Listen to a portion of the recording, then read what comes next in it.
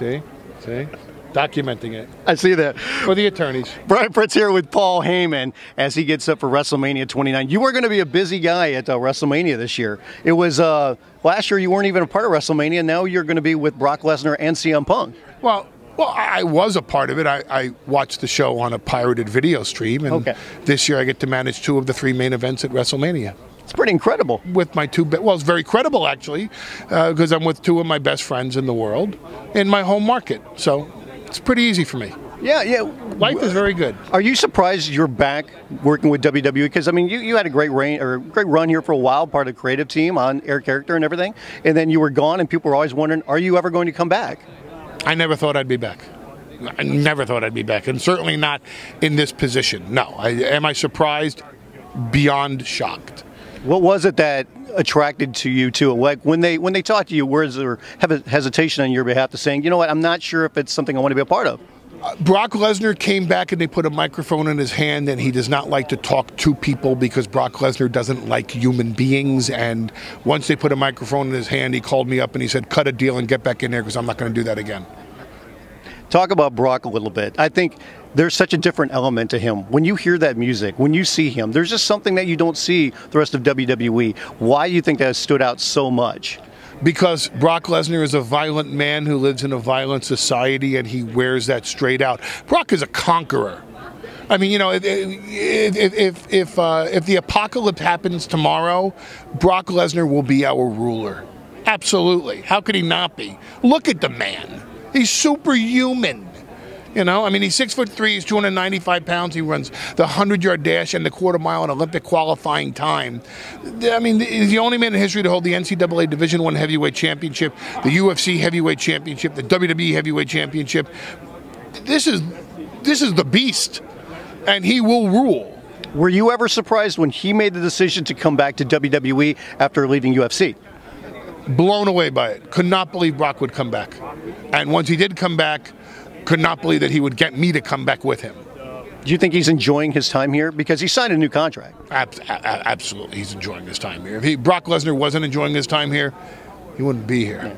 What's it like for you to be a part of that when the mayhem ensues? Because I know a lot of times you try to duck out of there, which I can't blame you, but we see him just throwing guys around, throwing couches around, taking 67-year-old chairmen and flopping them down. What's it like to be a part of that close? It's a lifelong dream.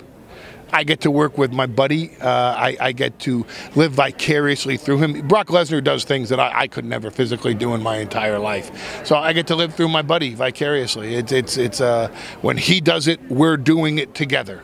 Now, when it comes to you and what you add to not only him and CM Punk, what do you think makes it stand out? Is just your natural personality and how you kind of get the wrestling business and being a part of it for so many years? I think I'm an honest fan of Brock Lesnar's, and I can extol his virtues because there's nothing that I say about him that I need to hype or embellish on. As a matter of fact, most of the time I talk about Brock, I have to tone it down because my admiration for him is so great. This is a once-in-a-lifetime athlete, legitimately.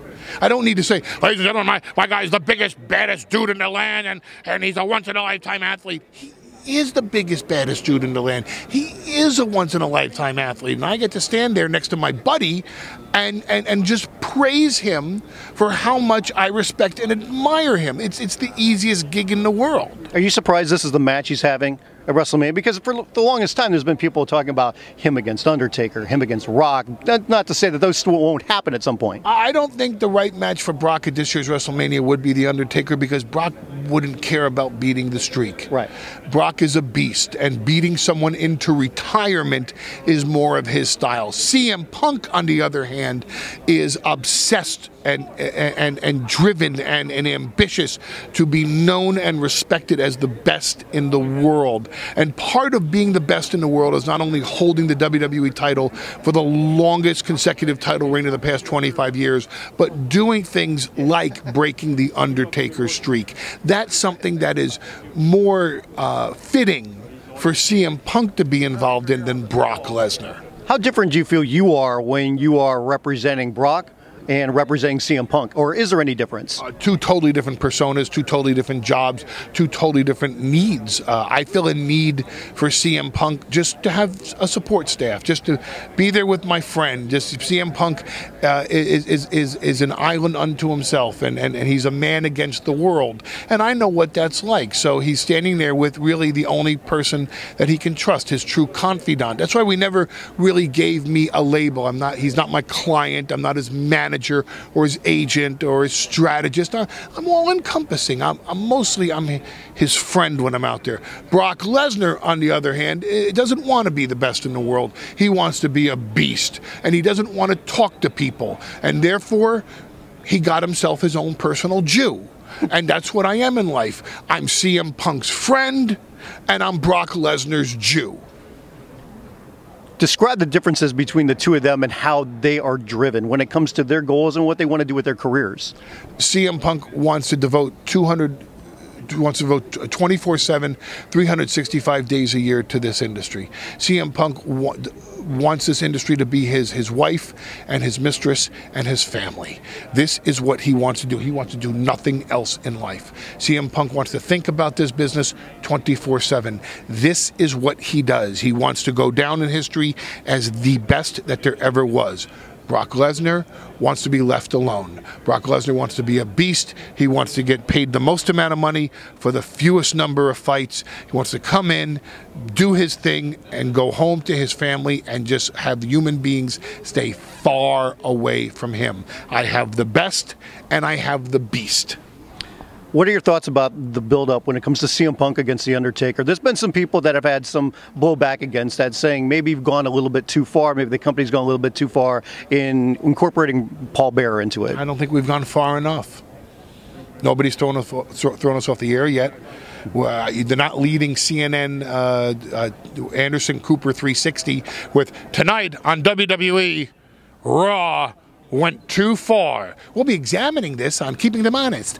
I didn't go on the Yahoo splash page, and yes, I go on the Yahoo splash page and see the headline, CM Punk and Paul Heyman go too far. I didn't see trending up in the right-hand corner on Yahoo, Punk and Heyman go too far, WWE crosses the line. And until we get there, until we're thrown off the network, until we are the headline on Yahoo, until they open up the news broadcast with an examination of how this thing has taken on a life of its own, we're still going to push. I was going to say, what would you like to see even more of then? Because you said you haven't gone far enough. I'd like to see a subject that is sore enough to people that they actually rise up against us and are shocked and mortified that we would dare even mention it. Obviously, we see you in an on-air persona. Would you ever like to be a part of this company again in another role behind the scenes? Oh, God, no. Oh, God, no. Oh, no.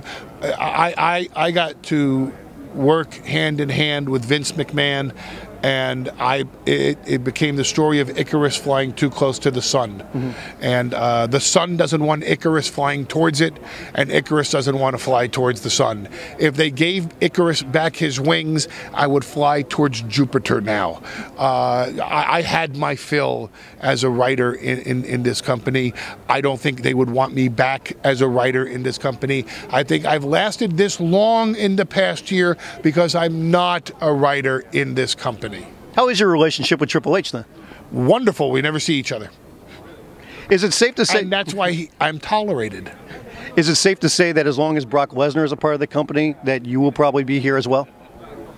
Oh, I would hope so. I don't know if it's safe to say that, but it would certainly be my fantasy. I mean, man, if you're going to ride someone's coattails, wouldn't you want to ride his? Absolutely. I mean, everything the guy has done his entire life, he's been a major success at. He's been a main event everywhere that he's gone and anything that he's done. He's been a front-page news story in everything that he's done. If I'm going to ride someone's coattails, it's going to be Brock Lesnar's.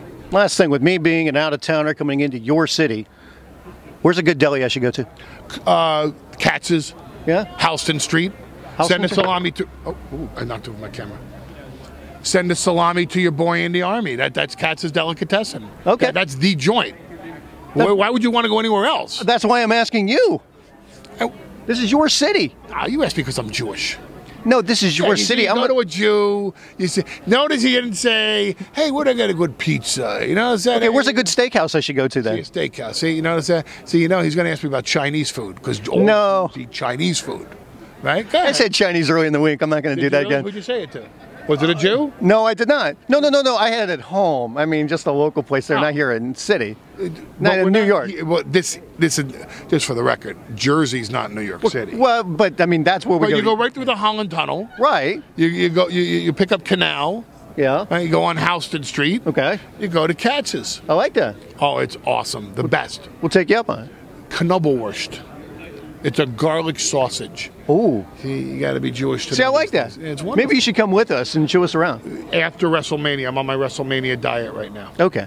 Paul Heyman, thanks for the time, man. I appreciate it. Thank you. Paul Heyman getting ready for WrestleMania 29. He will be a busy man in the corner of both Brock Lesnar and CM Punk.